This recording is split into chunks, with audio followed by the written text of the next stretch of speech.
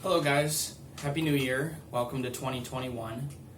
I've got some information with you, or for you about the what you would call almost like an insurrection that occurred in Washington yesterday.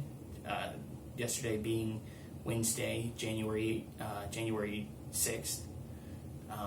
So what happened was back, I think on the 1st of January, Trump made some tweet that was some tweet about a planned day where there'd be protesting and rioting of the certification of the Electoral College, which is supposed to be the certification of the Electoral College for victory for Biden.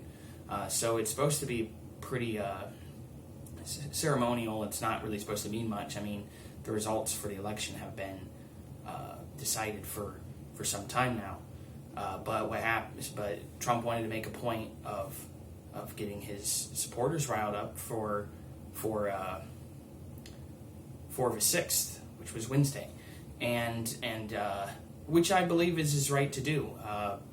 I think that fundamentally, the President of the United States, really all publicly elected officials, should have the right to speak openly on public platforms such as Facebook and Twitter, and in that regard, through social media, I think that particularly the President has that right. But apparently, companies like Facebook and Twitter disagree. And so, ever since the start of the year, the first, Trump had a tweet deleted, very beginning of the year, and he's had, I think, 2 more since Wednesday that have been deleted. And now, since what happened in Washington, where Trump supporters stormed the Capitol building, and or by some video appearance looked like they almost were just let in. So they entered the Capitol building and kind of just held their ground for not for a long time, but long enough that they got video footage with the officers and stuff.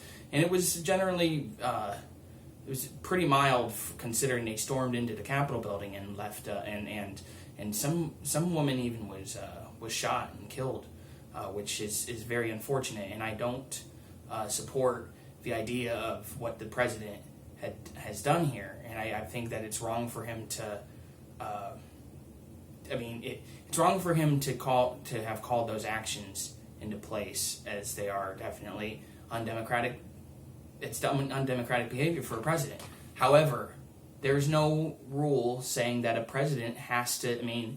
They're supposed to uphold the Constitution, but at the end of the day, if they choose not to, in this case, the president choosing to ignore the rule of democracy and generally accept the victory for Biden and to try to incite violence, so to speak, I believe that is his right, and he is an elected official. He's the highest elected official in the land. So Twitter and Facebook decide to suspend his accounts, and it's temporary right now. Facebook did something like a 24-hour ban, but only after Twitter said that his account was locked for 12 hours, but potentially longer if he refused to delete the tweets that have already been sent out. So Twitter has already banned 3 of his tweets. They've deleted 3 of his tweets, locked his account. The President of the United States is locked out of Twitter, and his audience is not allowed to be. You see, we live in this society where companies like Facebook, companies like Twitter, those are the 2 big ones. But Google is not exempt either. They've been banning. They've been censoring his material, video content that he puts on his channel as well. But Facebook and Twitter went as far as to temporarily ban him and make threats of banning him from their platform entirely. And he's still president for at least another 2 weeks. He's still president for 2 more weeks.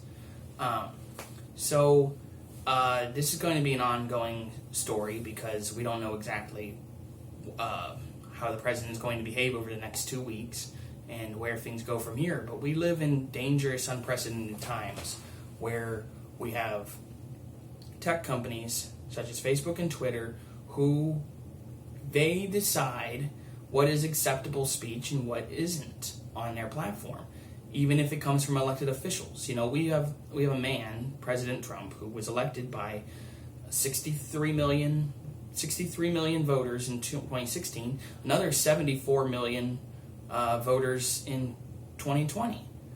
74 million Americans voted for him, and he is currently still the president. And Twitter and Facebook think it's okay to censor his speech, and for that, I say that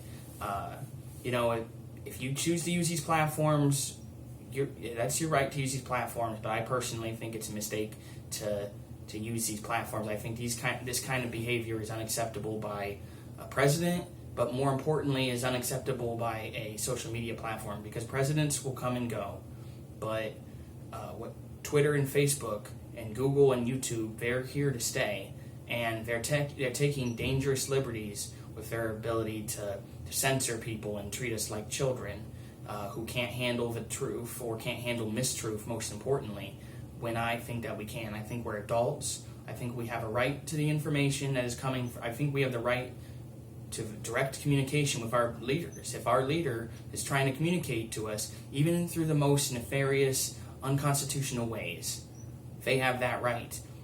If Trump wants to say terrible, insightful things, he has the right to, and the voters have spoken. The voters have spoken. He's going to be out of office in 2 weeks. Do you really want to burn bridges with all these people and do this kind of authoritarian behavior to a guy who's going to be out of office in 2 weeks? And it just sets a very bad precedent. And it's looking less and less likely that Facebook and Twitter and to a lesser extent Google and YouTube are going to learn their lessons here. It seems like we're going down a dangerous route, and we'll see how things continue here. All right, well, thank you.